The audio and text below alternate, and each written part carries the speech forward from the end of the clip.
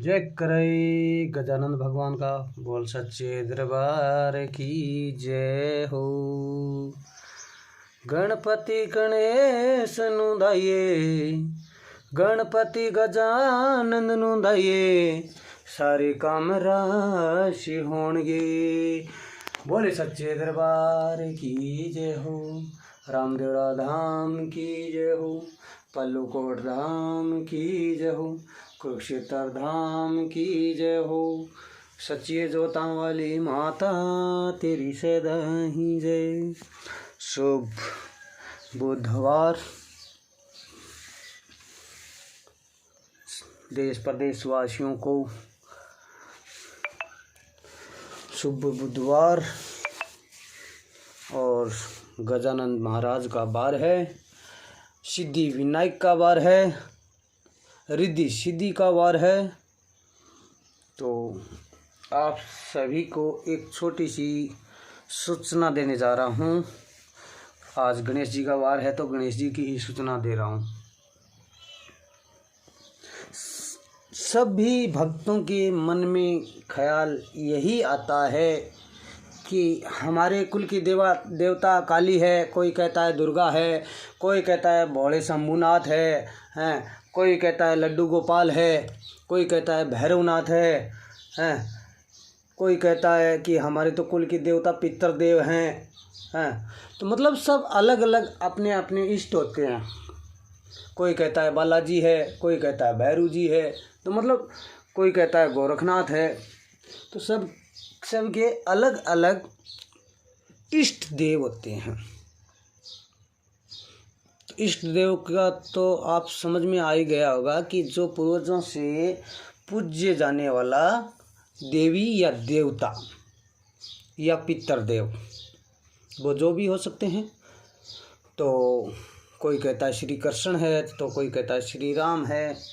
जो इष्ट देव होता है, जो पीछे पीढ़ियों से चलता हुआ आता है, पीछे से चलता हुआ आता है, पुराना एक ही देवी देवता को मानने वाला। तो अब आप सोचोगे ये कोई बात हुई। तो बात स्पष्ट तौर पर ये है कि हम लोग पूजा पाठ भी करते हैं घर पर। हर ऐसा कौन सा घर है जिसके घर के अंदर मतलब कि देवी देवता की पूजा पाठ ना होती है। सुबह शाम हर घर में ही पूजा पाठ की जाती है, ठीक है। लेकिन हम उनसे कोई प्रे करते हैं कि हमारा वो कार्य सिद्ध हो जाए, हमारा वो कार्य सिद्ध हो जाए, वो ऐसा फलाना काम हो जाए, ये वो दुकान हो, मतलब हर प्रकार की मतलब हम लोगों को चिंताएं सताती रहती है। बोलते रहते हैं कि वो काम नहीं हुआ, वो काम नहीं हुआ, ये हमारा इष्ट देव है लेकिन हमारा काम नहीं कर रहा है, ऐसा है। तो इसके लिए मैं आपको एक बात बता देने जा रहा हूँ।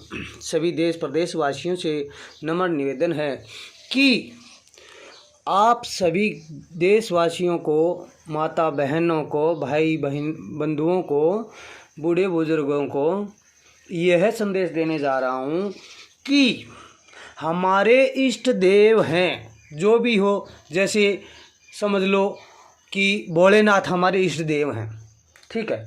लेकिन वो तो हमारे इष्ट देव हैं, लेकिन देवताओं की भी एक प्रीति है, मतलब कि एक संगठन है। देवताओं का भी एक संगठन है। वो संगठन में क्या मतलब बात हुई थी, उस संगठन में ये बात हुई थी कि जिसका भी पूज्य देवी देवता हो, इष्ट देवता हो, उससे पहले गजानंद जी को भोग देना होगा। उसका सर्वप्रथम गुणगान करना होगा, तभी उसकी हर इच्छा पूरी होगी। जैसे कि मेरा इष्ट देव माँ दुर्गे काली है। इष्ट देव तो मेरा दुर्गे काली है। मेरे गुरु भी यही हैं, दुर्गे और काली, यही मेरे गुरु हैं, ठीक है। लेकिन एक बात बताने जा रहा हूँ, उससे पहले क्या है, उससे पहले श्री गजानंद भगवान को ध्याना पड़ेगा। सबसे पहले उसी का नाम लेना होगा, सबसे पहले उसी को भोग देना होगा, तब जा कर के आपकी हर इच्छाएं और हर मनोकामनाएं पूर्ण होगी। यही मैं आपको संदेश देना चाहता था। और सभी देशवासियों ने ये तो सुन ही रखा होगा, भजन बहुत आते हैं गजानन जी के, या कोई अच्छा शुभ अवसर शुभ मंगलम कार्य होता है, जैसे कि गृह प्रवेश होता है, कोई बच्चा जन्मता है, कोई डीजे बाजता है, तो सबसे पहले क्या होता है उसमें सिर्फ गजानंद भगवान का सबसे पहले मतलब गुणगान किया जाता है, चाहे 2 शब्द ही क्यों न लिया जाए, 2 लाइन ही क्यों ना पढ़ा जाए। सबसे पहले गजानन उठाइए सारे काम राश होंगे, ये लाइन तो आपने बिल्कुल सुनी होगी। वो इसका तात्पर्य यही होता है जो मैंने अभी पहले बताया है कि इष्ट हमारा कोई भी देवी या देवता या पितृदेव कोई भी हो, उससे पहले गजानंद भगवान को ध्यान से हर कामनाएं पूर्ण होती है, घर धन धान्य से भर जाता है। और इनको पसंद क्या है, उसको खुश करने के लिए लड्डुओं का भोग लगाया जाता है। और एक चीज़ और अति प्रिय है गणेश भगवान जी को, वो क्या है वो मैं अभी दिखाता हूँ। उस लड्डुओं से भी सबसे ज़्यादा प्रिय क्या है, वो जो हर घर के अंदर मिल जाती है, वो है एक हरी घास, उसका नाम है दुर्वा, जो पूजा में काम में ली जाती है, उसको बोलते हैं दुर्वा या दूब भी बोल सकते हैं हम लोग। जैसे कि ये इस दरबार के अंदर चढ़ी हुई पड़ी है गणपति भगवान के श्री चरण कमलों में, ये देखो, इसको बोलते हैं दुर्वा। गणेश भगवान को लड्डू चढ़ा दिए और दुर्वा चढ़ा दी तो सभी देवी और देवता प्रसन्न हो जाते हैं। गणेश भगवान को सबसे पहले भोग इसीलिए लगाया जाता है क्योंकि उसको मान्यता मिली हुई है कि किसी भी देवी देवता या प्रतिष्ठान पूजा पाठ हवन जो भी कार्य होगा उसमें सबसे पहले गणपति जी को ही ध्याना पड़ेगा। यही विधि का विधान बताया गया है और यही मैं आपको सभी लोगों भाई बंधुओं को देश प्रदेश माता बहनों को यही मैं आज छोटा सा संदेश देना चाहता था। तो आप सभी भाई बंधुओं को ध्यान रहे कि जैसे कि हम घर पर जैसे पूजा पाठ करते हैं तो सबसे पहले गजानंद को ध्याना होगा और गजानंद को ध्याने के बाद में अपना जो भी इष्ट होता है, चाहे देवी हो देवता हो पितृदेव हो कोई भी है अपना इष्ट देव हो, उसके बाद में ही उसको भोग लगाया जाता है। यही मैं एक छोटा सा आपको संदेश देना चाहता था। बोलिए सच्ची जोता वाली मेरी गुरु माँ दुर्गे काली जी की जय हो, शेर शीतला मसानी की जय हो, चौगानन मैया की जय हो। इस दरबार में हर कार्य का निचोड़ है, हर संकट पीड़ा का निचोड़ है। संकट पीड़ा कैसी भी हो महामाई अपने आप हर लेती है।